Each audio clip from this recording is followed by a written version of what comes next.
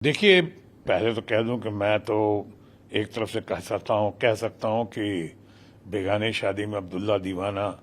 मैं टीएमसी का हूं और मेरी सबसे बड़ी नेता नेत्री, देश की सब ट्रू लीडर मासेस की सही मायने में, वो तो ममता बनर्जी हैं।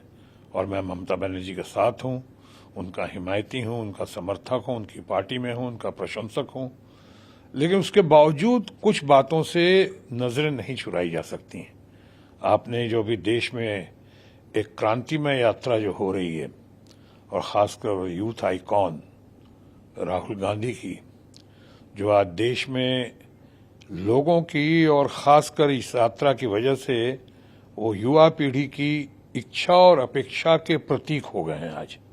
आज उनका इमेज वो नहीं रहा जो कुछ मीडिया ने या कुछ तथाकथित गोदी मीडिया ने जो फैलाने की कोशिश की थी।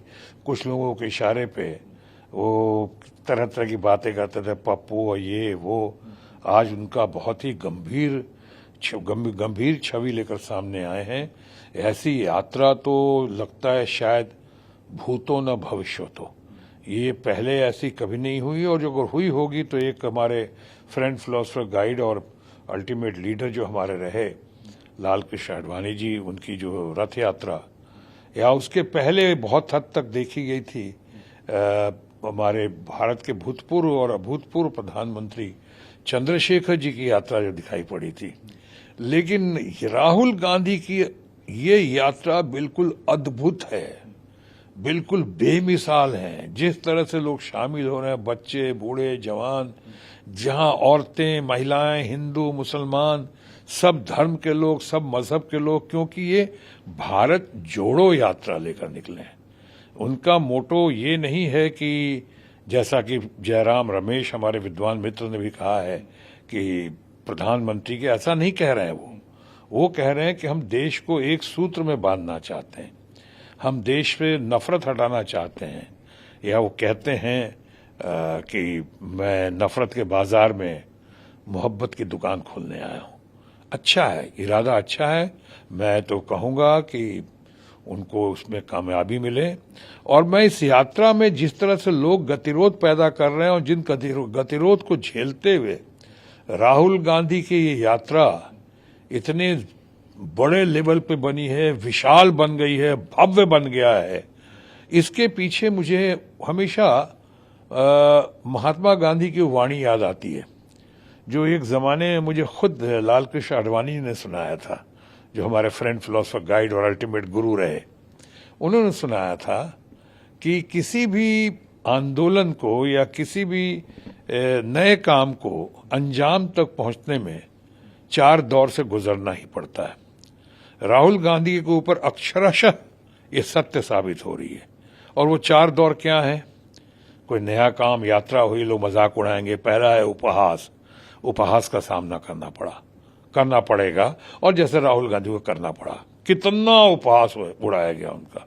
और तो और के यात्रा की बात हो रही तो उनके टी शर्ट की बात शुरू की गई कि ये साहब कोई नहीं आएगा, फ्लॉप हो जाएगी यात्रा, तरह तरह। तो उपहास। दूसरा दौर होगा उपेक्षा। वो भी हुआ राहुल गांधी के साथ। लोगों ने इग्नोर करना शुरू किया, छोड़ो ना, क्या बातें कर रहे हैं यात्रा की, ये तो यात्रा कहाँ होने वाली पूरी। अब आपने उपहास के बाद उपेक्षा। वो अपने कन्विक्शन के साथ, अपने जोश के साथ, अपने विजडम के साथ जिस तरह से आगे बढ़ते गए, तो तीसरा दौर आया महात्मा गांधी के वचन के अनुसार और उनकी कथनी के अनुसार। तीसरा दौर आया उपहास, उपेक्षा के बाद तिरस्कार, कंटेम्प्ट, गालियां देने शुरू किए उनको, उनके बारे में तीखी टिप्पणियां शुरू कर दी, ऐसे ऐसे शब्दों का प्रयोग किया उनके और उनके परिवार के बारे में, जो बिल्कुल किसी भी उसका औचित्य नहीं, किसी भी तरीके से उसको सही नहीं माना जा सकता। ऐसा किया तो उपहास, उपेक्षा, तिरस्कार। तिरस्कार के बाद चौथा हुआ दमन। ये महात्मा गांधी ने कहा था कि 4 दौर से गुजरना ही पड़ेगा। पहला दौर होगा उपहास, दूसरा उपेक्षा, तीसरा तिरस्कार, और चौथा दमन।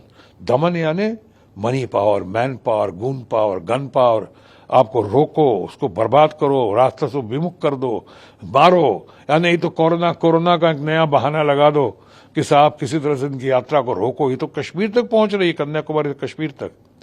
मैं आज ममता जी के साथ हूं और ममता जी का बहुत बड़ा समर्थक हूं, ममता जी का अच्छा लेफ्टिनेंट हूं उनका। उसके बावजूद जो देश में बातें हो रही हैं उसको देखते हुए मैं कहना चाहूंगा कि चारों दौर से गुजर गए हैं ये उपहास, उपेक्षा, तिरस्कार और दमन से गुजरते हुए राहुल गांधी लाल चौक कश्मीर में, श्रीनगर में झंडा फहराने जा रहे हैं। यानी कि 4 दौर से गुजरने के बाद सम्मान उनके कदम चूमेगी या चूम रही है, इसमें दो राय नहीं है। महात्मा गांधी की बातों को राहुल गांधी ने अपनी यात्रा से, अपने संकल्प से, अपने डिटर्मिनेशन से, अपने कमिटमेंट से और अपने आत्मविश्वास से पूरा करके दिखा दिया। उपहास से सम्मान तक की यात्रा उन्होंने पूरी की और इसके लिए उनको बहुत बहुत बधाई। होता है, क्यों नहीं होता है। अब देखिए, अभी प्रधानमंत्री कौन होगा उसका फैसला तो भारत की जनता करेगी। अलग अलग संख्या बल जो है अलग अलग पार्टीज के होंगे, वो लोग मिलेंगे, एकजुट होंगे। उसमें बहुत बड़ा हाथ हमारी ममता बनर्जी जी का भी होगा। ममता बनर्जी जी की तो लोग देख रहे हैं कि वो 2024 में एक बहुत बड़ी गेम चेंजर बनकर सामने आएंगी। महिला है और पहली महिला आज मुख्यमंत्री हैं जो लगातार लोगों के धन शक्ति का जवाब अपने जनशक्ति से दे रही हैं।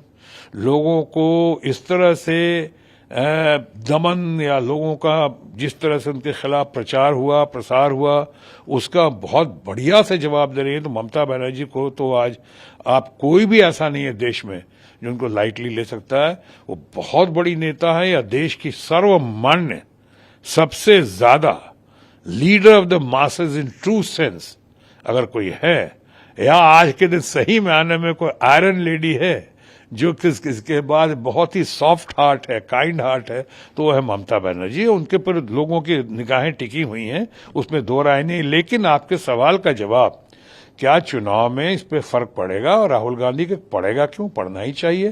क्यों नहीं पड़ेगा? पड़ सकता है, क्योंकि आपने खुद देखा होगा जगन रेड्डी भी इसके पहले उन्होंने यात्रा की थी। आज जो जगन रेड्डी को इतना इग्नोर किया गया था, हटा दिया गया था, पर जगन रेड्डी ने यात्रा करके आखिर मुख्यमंत्री का सिर्फ दावेदार ही नहीं बल्कि अपने आप को मुख्यमंत्री साबित भी करके दिखा दिया। तो यात्रा में बहुत दम है और खासकर राहुल गांधी की यात्रा में खास देख रहा हूं, एक कमिटमेंट है, एक उनके अंदर बहुत बढ़िया संकल्प है, देश को जोड़ने की बहुत बढ़िया उनके अंदर एक विजडम है, पॉलिसी है, आइडियाज हैं। और सबसे बड़ी बात है कि उनकी ऑनेस्टी के साथ साथ उनकी यात्रा में ट्रांसपेरेंसी भी दिखाई पड़ती है, यानी सच्चाई भी है और पारदर्शिता भी है। मेरा हमेशा से मानना रहा है कि गुड एडमिनिस्ट्रेशन में या गुड पॉलिटिक्स में या गुड यात्रा में ऑनेस्टी का होना बहुत जरूरी है, पर साथ ही साथ पारदर्शिता का भी होना उतना ही जरूरी है। देखिए, मैं तो उस पर राहुल गांधी को क्यों क्षमता क्यों नहीं है? उनके परिवार में कितने लोग बन चुके हैं और उन लोगों का देश के प्रति बहुत जबरदस्त योगदान है। आज शायद किसी पार्टी में किसी का उतना योगदान नहीं है देश की आजादी के लिए या देश के निर्माण में जितना ये राहुल गांधी का या उनके दादा का, नाना का, जो पूरे परिवार का जो है आपने देखा है। आज कहना बड़ा आसान है, पार्लियामेंट में हमारे कई फ्रेंड्स हमारे पहली family party Bharatiya Janata party से उठ के कहते हैं कि क्या किया लोगों ने? कुछ नहीं किया, 70 साल में कुछ नहीं हुआ। अरे भाई, 70 साल में आईआईटी किसने दिया? आईआईएम किसने दिया? ये हमारे फौज को कहां से लेकर कहां तक हौसला अफजाई किसने की? हमारे देश को आज दुनिया का चंद कहते हैं कि हमारी कंट्री जो है, देश जो है, वो यहाँ से डेवलपिंग नेशन से डेवलप नेशन की कतार में करीब करीब खड़ा किसने किया? ये एटॉमिक पावर किसने किया? बहुत सारी बातें हम उस पर कहने की जरूरत नहीं है। और आज जो हालात हैं, चाहे अनएम्प्लॉयमेंट का है, चाहे बेरोजगारी का है, महंगाई का है, डॉलर्स के ऊपर चले जाने का, रुपया के नीचे गिर जाने का, यानी इतनी सारी बातें हैं, बहुत सारे, चाहे हेल्थ इश्यूज हैं, चाहे ये अपना एजुकेशन में जहां तक वो जाना चाहिए था नहीं जा पा रहे हैं, या कहीं कहीं गतिरोध पैदा हो रहा है, तो इन सब बात की तो वही कर सकता है इनका निवारण। कारण जानना बहुत जरूरी है किसी निवारण के लिए, और कारण का निवारण कौन कर सकता है? जो आदमी सामने खड़ा हो, जिसके अंदर संकल्प हो, जिसके अंदर क्रेडिबिलिटी हो, जिसके अंदर इंटीग्रिटी हो, जिसके अंदर, तो ऐसे तो इस मामले में तो राहुल गांधी हैं, उनकी तो क्षमता है ही, क्यों नहीं बन सकते हैं। लेकिन प्रधानमंत्री बनने के लिए किसी कंपटीशन में जाने की जरूरत नहीं होती।